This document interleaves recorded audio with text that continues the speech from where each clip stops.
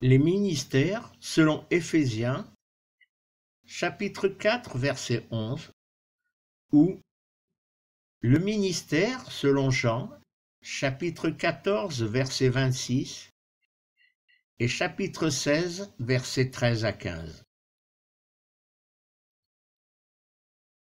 Mais avant de parler des ministères, il nous faut définir notre position selon l'évangile de Jean, chapitre 15, verset 11. Si vous étiez de l'univers, l'univers aimerait ce qui est à lui.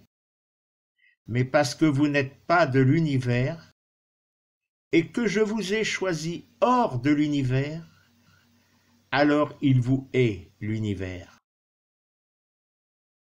Quelle est donc l'importance de notre position? La réponse est simple. Être de l'univers, c'est être sous le joug de l'univers, le joug de la chair. Être hors de l'univers, c'est être sous le joug du souffle d'Élohim, le souffle sacré. Pour comprendre cela, il nous faut lire dans l'évangile de Jean, chapitre 17, les versets 6, 11, 14 à 18 et 24. J'ai manifesté ton nom aux hommes que tu m'as donné hors de l'univers. Ils étaient à toi, tu me les as donnés, et ils ont gardé ta parole. Et désormais, je ne suis plus dans l'univers, et ils sont dans l'univers, tandis que moi, je viens auprès de toi. Père consacré, garde-les en ton nom que tu m'as donné, afin qu'ils soient un comme nous. Moi, je leur ai donné ta parole, et l'univers les hait, car ils ne sont pas de l'univers, comme moi je ne suis pas de l'univers. Je n'intercède pas auprès de toi pour que tu les enlèves de l'univers, mais seulement pour que tu les gardes du mauvais. Ils ne sont pas de l'univers, comme moi je ne suis pas de l'univers. Consacre-les dans la vérité. Ta parole est vérité. Comme tu m'as envoyé dans l'univers, moi aussi je les envoie dans l'univers. Père, ce que tu m'as donné, je veux que où je suis, moi, ils soient eux aussi avec moi, pour qu'ils contemplent ma gloire que tu m'as donnée, parce que tu m'as aimé avant la création de l'univers. Maintenant que nous savons si nous sommes de l'univers ou hors de l'univers, nous allons voir quels sont les ministères de l'univers ou le ministère hors de l'univers. Les ministères de l'univers. Nous trouvons ces ministères dans deux passages de la Bible. Livre aux Éphésiens, chapitre 4, verset 11, et premier livre aux Corinthiens, chapitre 12, verset 28. Nous allons, dans un premier temps, regarder et étudier le verset 11, chapitre 4 du livre aux Éphésiens. Lisons-le dans la traduction André Chouraki. Il est celui qui a donné des envoyés, des inspirés, des annonciateurs, des pasteurs et des enseigneurs. Maintenant, dans la traduction Louis II. Et il a donné les uns comme apôtres, les autres comme prophètes, les autres comme évangélistes, les autres comme pasteurs et docteurs. Même si nous lisons les versets suivants, il n'est nulle part fait état d'une église dans la traduction de Louis II, mais seulement d'une communauté dans la traduction d'André Chouraki. S'agit-il d'un oubli de Paul? Certainement pas.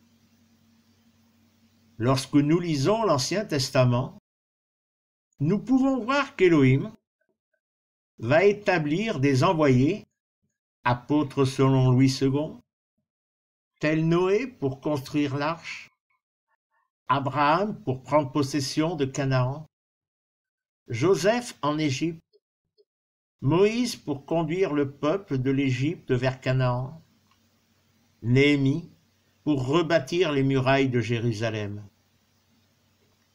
Nous pouvons voir Élohim appeler des inspirés, prophètes selon Louis II, tels Ésaïe, Jérémie, Ézéchiel, Osée, Joël, Amos, etc. Nous pouvons voir Élohim envoyer des annonciateurs, évangélistes selon Louis II, appelés à faire retour vers Élohim.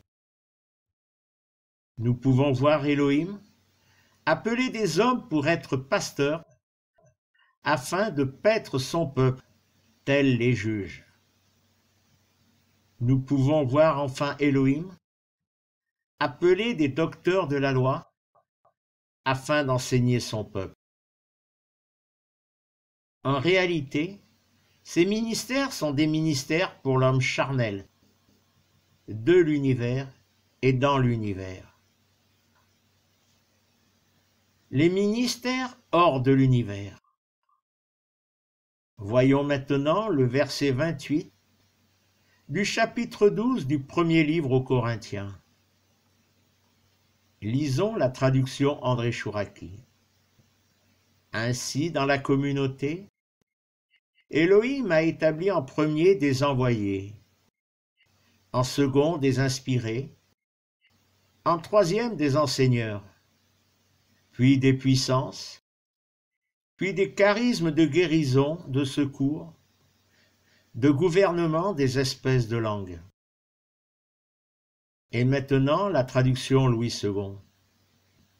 Et Dieu a établi dans l'Église, premièrement des apôtres, secondement des prophètes, troisièmement des docteurs, ensuite ceux qui ont le don des miracles, puis ceux qui ont les dons de guérir, de secourir, de gouverner, de parler diverses langues. Que devons-nous voir dans ces versets? Dans la traduction Louis II, il y a le mot « ensuite » qui va séparer les ministères de l'Ancienne Alliance des charismes, dons, de la Nouvelle Alliance. Il en est de même dans la traduction d'André Chouraki par le mot « puis ». Qu'est-ce que cela peut signifier? Les envoyés, apôtres, les inspirés, prophètes, les enseigneurs, docteurs, sont les ministères d'hommes charnels de l'Ancienne Alliance. Les charismes, dons, sont des ministères spirituels que le souffle sacré d'Élohim distribue. Premier livre aux Corinthiens, chapitre 12, verset 11. Traduction d'André Chouraki. Tout cela, le même, l'unique souffle l'opère. Il distribue à chacun séparément, selon son vouloir. Et la traduction de Louis II. Un seul et même esprit opère toutes ces choses, les distribuant à chacun en particulier comme il veut. Les ministères d'hommes charnels ayant été remplacés par des charismes, dons spirituels. Où sont donc les ministères? Qu'en est-il des ministères aujourd'hui? Nous allons lire maintenant plusieurs versets dans l'Évangile de Jean, chapitre 14, verset 26. Traduction d'André Chouraki.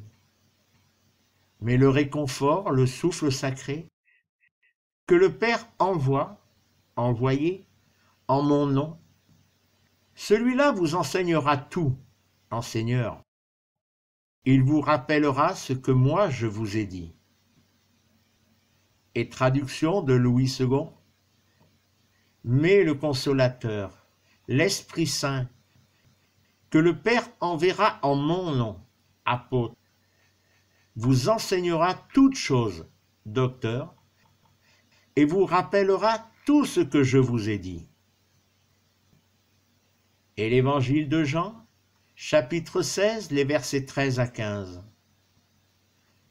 Traduction d'André Chouraki. Mais quand celui-ci viendra, lui, le souffle de vérité, il vous fera cheminer, pasteur, dans la vérité tout entière. Il ne parlera pas de lui-même, mais tout ce qu'il aura entendu, il le dira. Et ce qui vient, il vous l'annoncera, inspiré. Celui-là me glorifiera. Ce qui est à moi, il le recevra et vous l'annoncera. Tout ce qui est au Père est à moi. Aussi je vous dis, ce qui est à moi, il le recevra et vous l'annoncera. Annonciateur. Et traduction de Louis II. Quand le Consolateur sera venu, l'Esprit de vérité, il vous conduira, pasteur, dans toute la vérité, car il ne parlera pas de lui-même, mais il dira tout ce qu'il aura entendu, et il vous annoncera les choses à venir. Prophète. Il me glorifiera, parce qu'il prendra de ce qui est à moi, et vous l'annoncera. Tout ce que le Père a est à moi. C'est pourquoi j'ai dit qu'il prend de ce qui est à moi, et qu'il vous l'annoncera. Évangéliste. Que voyons-nous dans les paroles de Yeshua?